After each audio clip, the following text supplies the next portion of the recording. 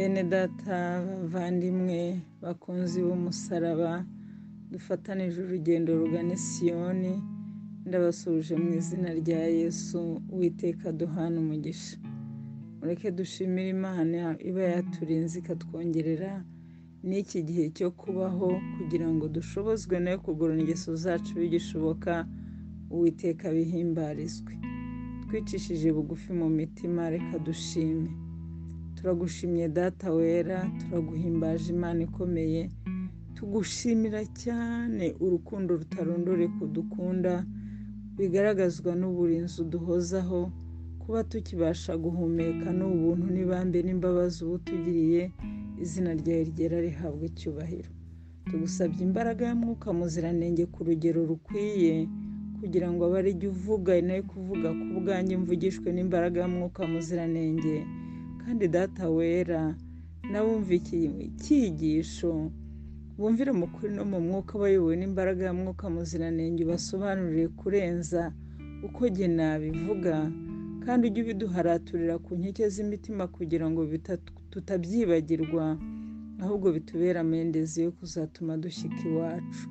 Nuko byatuma tubibona byose rero kubw'urukundo dusanganiwe, utugirire neza byose biduhere mu izina ry'umucunguzi wacu Yesu Kristo.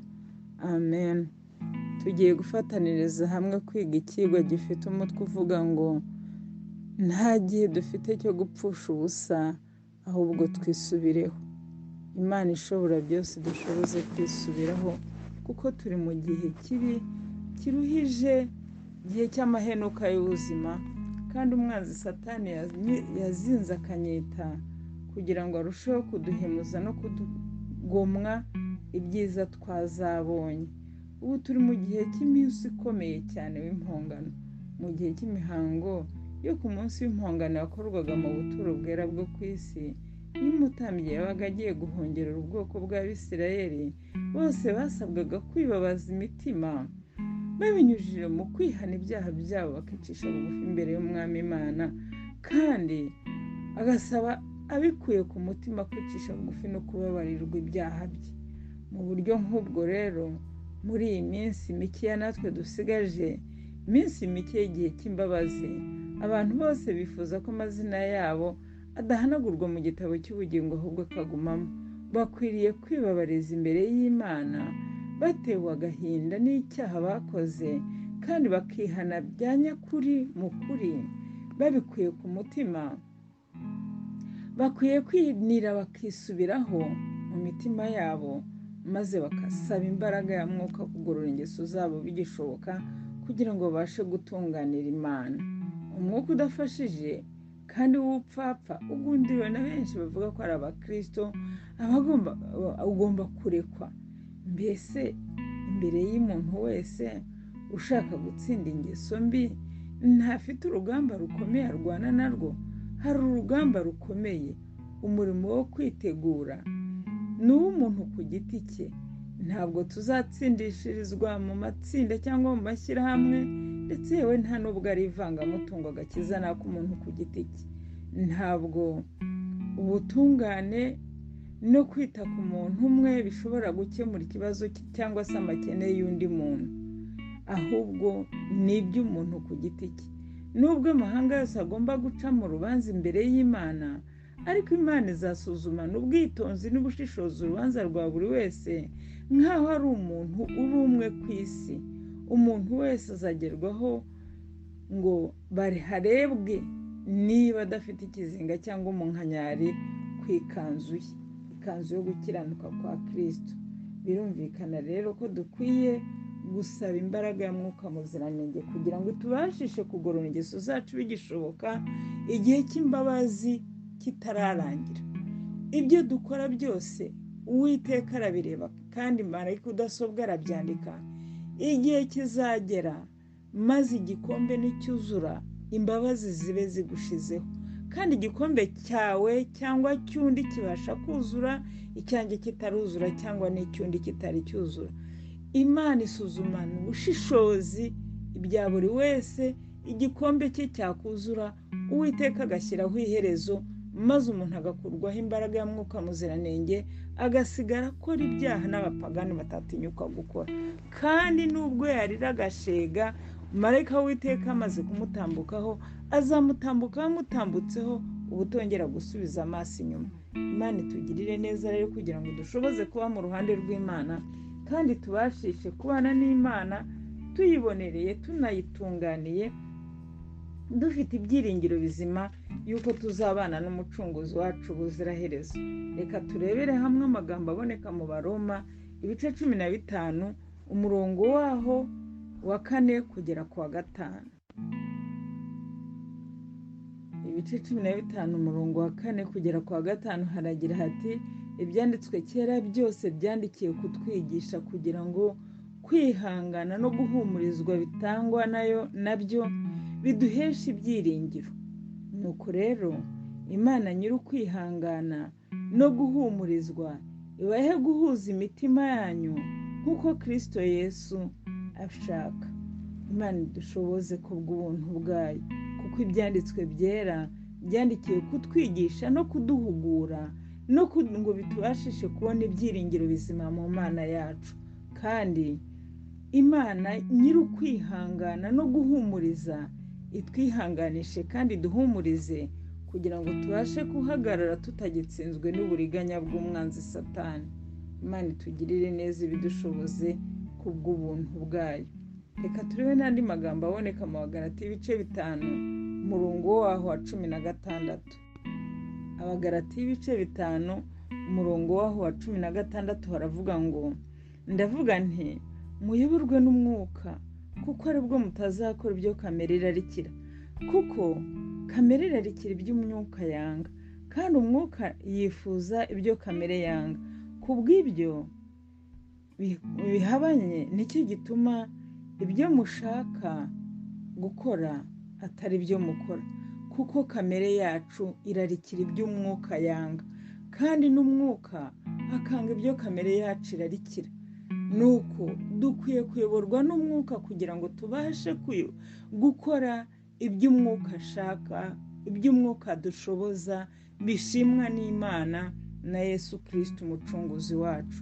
Ku bwacu ntitwabyishoboza, ariko Imana ishimwe kandi himbazwe kuko dushobozwa byose na Kristo uduha imbaraga ibihe byacu byose. Ni ukuri, mu by'ukuri hano dufite isezerano rivuzwe mu buryo bwumvikana, mu buryo bumwe, mu buryo rwose busobanutse neza. Igihe Imana ishaka ko nyoborwa na Mwuka, ibyo byerekana rwose yuko ishaka kunyuzuza Umwuka Wera. Kuko niba mbishaka nayo izabimpa. Niba yaratanze Kristo kugira ngo aducungure, kuyisaba kuyikiranukira si byo yatwima. Kandi hano itwereka ko igihe tunyuzwe na Mwuka Wera ntabwo tuba tukiri mu butware bw'irari rya kamere ukundi, ahubwo Mwuka Wera niwe utugenga, niwe ugenzura imbaraga zacu, akamenagura imbaraga z'icyaha zitubamo, maze akaduhindura ibiremwa bishyashya. By'umwihariko binyuze muri Mwuka Muziranenge, ingeso za kamere zihita zipfa, ntitube tukiyobowe na kamere n'amarangamutima, maze umwuka akazizimangatanya, akazizibya. Mutekereze kuri Pawulo, yabivuze neza ati: mfa buri munsi. Ni ikintu cy'agaciro katarondoreka kutaba mu bubata bw'ingeso za kamere, ahubwo tukaba mu mbuto z'imbaraga ya Mwuka Muziranenge idushoboza gutungana. Ni ahacu twe gukomeza kuragiriza kwihana, ahubwo bikitwa none dusaba Imana imbaraga ya Mwuka Muziranenge, kandi yarabidusezeraniye, kandi ayo masezerano ibasha kuyadusohoreza igihe cyose dushyizeho gusenga, dufite umwete, twinginga ngo tuyoborwe n'Imana mu buryo bwa Mwuka. Izabidushoboza, kandi yaratubwiye ngo nituze abarushye n'abaremerewe twese iraturuhura, ngo tuzayishaka tuyibone tuyishakane umwete. Kandi icyo tuzasaba cyose mu izina ry'umucunguzi wacu Yesu tuzagihabwa.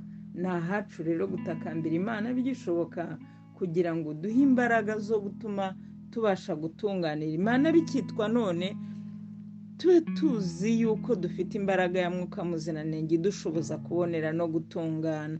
Uwiteka abitugenere ku bw'ubuntu bwe n'urukundo adukunda. Turebe n'irindi somo riboneka mu Baroma 8 umurongo wa 26 kugera kuri 28. Haravuga ngo uko niko Umwuka adufasha mu ntege nke zacu, kuko tutazi uko dukwiriye gusenga, ariko Umwuka ubwe niwe udusabira aniha iminiho itavugwa. Ni ukuri Umwuka aradusabira kuko twebwe tutazi uburyo twasaba, bikamutera kuniha iminiho itavugwa, kuko abazi ibyo dukeneye kandi akaba asobanukiwe ibyatwubaka n'ibyadufasha muri kino gihe gihera ibindi. Kandi irondora imitima izi ibyo Umwuka atekereza, kuko Umwuka asabira abera nk'uko Imana ishaka. Kandi tuzi yuko kubakunda Imana byose bifataniriza hamwe kubazanira ibyiza, nibo bahamagawe nk'uko yabigambiriye. Imana ishimirwe ubuntu itugirira, yarabigambiriye uhereye kera kose kugira ngo iduheshe ubugingo buhoraho, tube turi abere n'abaziranenge. Abenshi bavuga ko bari mu ruhande rw'Uwiteka ariko batarurimo. Imbaraga n'imirimo yabo iri mu ruhande rwa Satani. Tuzagaragarisha iki uruhande turimo urwo ari rwo? Ninde utegeka umutima wacu mbese? Ibitekerezo byacu byibanda kuri nde? Dukunda kuganira ibyerekeye kuri nde? Ninde dukunda urukundo rushyushye cyane kandi akaba nyir'imbaraga zacu rwose? Niba turi mu ruhande rw'Uwiteka, ibitekerezo byacu bizabana nawe, kandi ibyiza birusa ibindi dutekereza bizaba ibye. Nta bucuti dufitanye n'ab'isi, twatanze ibyo dufite byose, none ni ibya Kristo umucunguzi wacu. Twifuza kugira ishusho nk'iye tukiri muri iyi si, tugahumeka umwuka we, tugakora ibyo ashaka, tukanezezwa nawe muri byose. Imana ibidushoboze ku bw'ubuntu bwayo kugira ngo tubashe kuba mu ruhande rwayo, tutagitsinzwe n'uburiganya bw'umwanzi Satani, ahubwo tugende uko Imana ishaka kandi ishima ku bw'ubuntu bwayo. Amagambo aboneka mu gitabo cy'Inama zigirwa itorero, volume ya mbere ku paje y'127, isubi ya mbere, tuhasome naho twumva icyo hatubwira. Haravuga hati ubwenge bukwiye kwigishwa kandi bukamenyerezwa kubonera. Gukunda ibya Mwuka bikwiriye gushishikarirwa. Koko bikwiriye gushishikarirwa niba ushaka gukurira mu buntu no kumenya iby'ukuri. Gushaka ibyiza n'ukuri no kwera ni ingenzi rwose, ariko ugarukiye aho ntacyo byamara keretse ubikoze. Abenshi bazarimbuka bakiringiye kandi bakifuza kuba abakristo.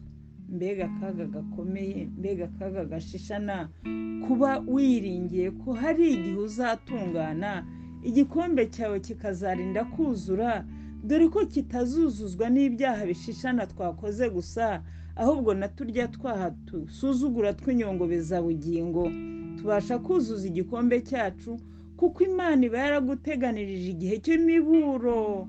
Imiburo ikakugeraho buri munsi, ariko igasanga ntacyo uhindukaho, ugikomeje kunangirwa na kamere mbi irarikira gukiranirwa, icogora icika intege, ihora irarikira gukora ibyaha, maze igihe cyagera igikombe cyawe cyakuzura, marayika w'Uwiteka agashyira iherezo ku byawe, akagutambuka agutambutseho ubuziraherezo. Ngo abantu bazarira babonye barifuje igihe cyinshi gutunganira Imana, maze abenshi bakarimbuka bakiringiye ko kandi bakifuza kuzaba abakristo, nyamara kuko nta mwete bagize bazashyirwa ku gipimo basangwe badashyitse. Ntabwo uzi igihe igipimo cyawe uzakigiraho, marayika w'Uwiteka aza utamureba utanazi uko bimeze, wajya kwibona ukabona gutambutse igikombe cyawe cyuzuye, kandi nta nubwo tuba tuzi ubwuzure bwacyo aho bugeze uyu munsi. Kubw'ibyo ni ukubera amaso ubugingo bwacu, nta gihe dufite cyo gupfusha ubusa, ahubwo ni ukwisuzuma tugahinduka kandi tugahindukira. Ubushake bukwiriye kumenyerezwa mu nzira ikwiriye. Nzaba umukristo ubikuye ku mutima, nzamenya uburebure bw'umurambararo n'uburebure bw'igihagararo n'uburebure bw'ikijyepfo by'urukundo nyakuri.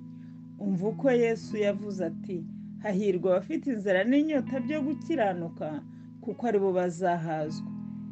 Ibyo kurya byinshi byaringanijwe na Kristo ngo bihaze umutima ushonje, kandi ukagira inyota yo gukiranuka. Nk'uko turya buri munsi kandi tukanywa buri munsi, niko twari dukwiye kurushaho kwiga ijambo ry'Imana, kuko ari ibyo kurya bitunga ubugingo, kandi ubugingo nibwo bufite agaciro gaheranije. Ntaho bihuriye n'iyi mubiri w'iyi si, kuko umubiri ni igitaka cyavuye mu butaka kandi kizasubira mu butaka uko byagenda kose. Nyamara ubugingo buhoraho nibwo buzaduhesha kubana n'Uhoraho, tukazabana ubuziraherezo. Urukundo nyakuri ruzuzura mu mutima w'ubwenge burushijeho kuba bwinshi, ruzongera ubumenyi bw'ibyo mu ijuru. Kandi ngo umutima utanyurwa kandi urimo bikeya, abenshi cyane bavuga yuko ari abakristo, ntibazi imbaraga za mwuka bari guhabwa iyo bagira umwete n'ishyaka no kudacogora, bashaka kugira ubwenge bw'iby'Imana, nk'uko babigenza bashakashaka ibintu by'igiciro by'iki gihe. Abantu benshi bitwa abakristo banyuzwe no kuba ibikuri mu bya mwuka, ntabwo bafite umugambi wo kubanza gushaka ubwami bw'Imana no gukiranuka kwayo. Nuko rero kuri bo iyobokamana n'ubwiru butashobora gusobanuka. Ntabwo bazi Kristo bamumenyeye ku byababayeho. Abagabo n'abagore banyuzwe no kuba ibikuri mu byerekeye Imana, bakaba barabaye ibirema bitabasha kugenda. Imana itugirire neza kandi dutabare, idushoboze kuba mu ruhande rw'Imana, bitume tubasha gutegerezanya ibyiringiro kuzabana n'umucunguzi wacu uri bugufi kugaruka nta gushidikanya. Reka dusoreze ku isomo riboneka mu Baheburayo 12 umurongo wa 25. Abaheburayo 12 umurongo waho, Abaheburayo 12 umurongo wa 25 haravuga ngo, mwirinde mutanga kumva iyivuga, ubwo babandi batakize, kuko banze kumva iyababuriye iri mu isi, nkaswe twebwe niba dutera umugongo ituburira iri mu ijuru. Imana tushoboze kumva no kumvira, ngo twirinde tutagwa mu moshya tukanga kumvira iyituburira. Kandi noneho babandi bo banze kuyumvira bari kumwe nayo mu isi, none Kristo atuburira ari mu bwami bwo mu ijuru, akadutuma intumwa z'uburyo butari bumwe, kugira ngo bitubashishe kugorora ingeso zacu bigishoboka, tuzabane n'uwo mucunguzi wacu. Nuko rero bikitwa uyu munsi, nta gihe dufite cyo gupfusha ubusa, ahubwo dukwiye kwikosora tumaramaje, bigatuma tubasha gutegerezanya ibyiringiro kuzabana n'umucunguzi wacu uri bugufi kugaruka. Ntidukomeze kuragiriza tugira ngo tuzihane ejo cyangwa tuzihane ejo bundi, ahubwo tukihana bikitwa none bigishoboka, bigatuma dutegerezanya ibyiringiro kuzabona uwo mucunguzi wacu, tukazabana nawe ubuziraherezo, kuko yaratubwiye ati, ntabwo mbasize mwenyine, ngiye kubategurira hanyu, kugira ngo aho ndi namwe muzaze mubeyo. Nuko yagiye kudutegurira hacu kugira ngo tuzabe. Umukristo wese rero akwiye guhora yirinze, agenzura inzira yose y'umutima we, aho Satani abasha kunyura. Akwiriye gushaka gutabarwa n'Imana, kandi ubwo nyine akarwanya irari ryose n'icyaha cyose ashikamye, akagira intego itajegajega, ashinze imizi muri Kristo, akomereye muri we, yubatswe muri we, kandi abasha kuneshesha umuhati n'ubutwari n'uwo kwizera n'uwo kwihangana. Ariko akwiye kwibuka yuko kugira ngo aneshe intambara Kristo akwiriye kuguma muri we, nawe akaguma muri Kristo. Kristo naguma muri twe, natwe tukaguma muri we, byose bya kamere bizanesheka. Ikintu cyose gishobora gukorwa gikwiriye gukorerwa kwishyira mu mwami wacu Yesu Kristo. Dukwiye kwirinda twitonze iby'amaso yacu areba n'iby'amatwi yacu yumva, kugira ngo ibyo bintu bibi bitadutwara ingamira bikatunyagisha ubwenge. Ntukarebe uko washaka kugenda hafi y'imanga mbi ngo wibwire ko utari bunyerere ukayihirimamo. Wirinde ahubwo rero kwegera aho hantu hari akaga. Ibifitiye umutima akamaro ntibikwiriye gukinishwa. Ubugingo bwacu n'ubw'agaciro kenshi ntidukwiye kubukinisha, ahubwo buri wese akwiye kubera amaso ubugingo bwe. Byaba ari akaga twararuhiye muri iyi si, tukazabura ubugingo buhoraho, kandi twaracunguwe, twarakowe inkwano ikomeye. Kristo yarababariye ku musaraba, akageni kagere hariya, kugira ngo jye nawe tuzabone ubugingo buhoraho. Ubutunzi bwawe rero n'ingeso zawe zirinde nk'uko warinda ubutunzi bw'izahabu.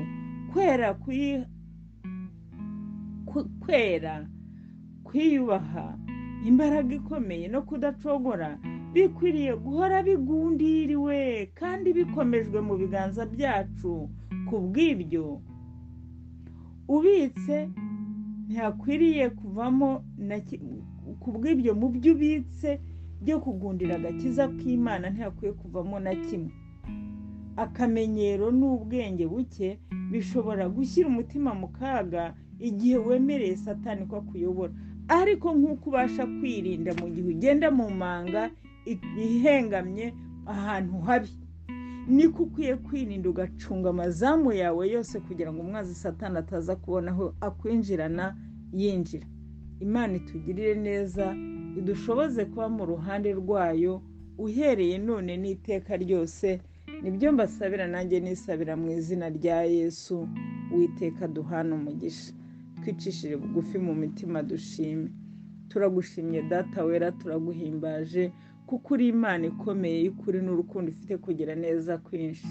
Tugushimiye yuko uhora utugurira ukatwereka ko tugeze ku iherezo ry'ubuzima, nta gihe dufite cyo gupfusha ubusa, ahubwo dukwiye kwisubiraho tukagorora ingeso zacu bigishoboka, kuko tutazi igihe igikombe cy'umujinya w'Imana kizuzurira kuri buri umwe wese wanze kuyoboka Imana akajya mu ruhande rwa Satani, akaba ategerezanije ubwoba umuriro w'inkazi uzarya abanzi b'Imana, mu gihe abubashye Imana bategerezanije ibyiringiro kuzabana nawe ubuziraherezo.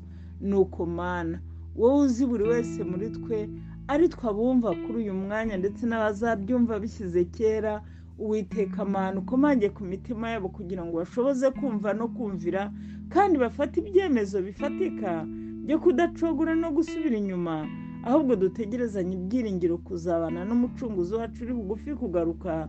Tubyambaje mu izina ry'umucunguzi wacu Yesu Kristo, amen, amen. Uwiteka abagirire neza, amahoro ya Kristo abane namwe muri byose.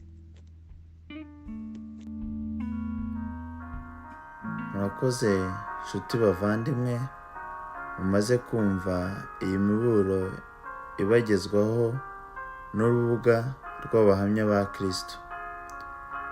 Duharanire twese kuba mu ruhande rwa Yesu Kristo, tuva mu byaha kandi tumwitegura kuko ari hafi kugaruka. Duhitemo Yesu bikiri none, kuko ejo atari ahacu. Ushaka kutwandikira wajya ku rubuga website abahamyabakristo.org, imeri info@abahamyabakristo.org. kuri telefone guteranya 1 7 7 8 5 6 6 7 9 7. Abahamya ba Kristo twishimira ababaza ibibazo cyangwa abaduha ibitekerezo. Mudufashe musangize inshuti n'abavandimwe iby'iyi miburo. Uwiteka abahe imigisha myinshi.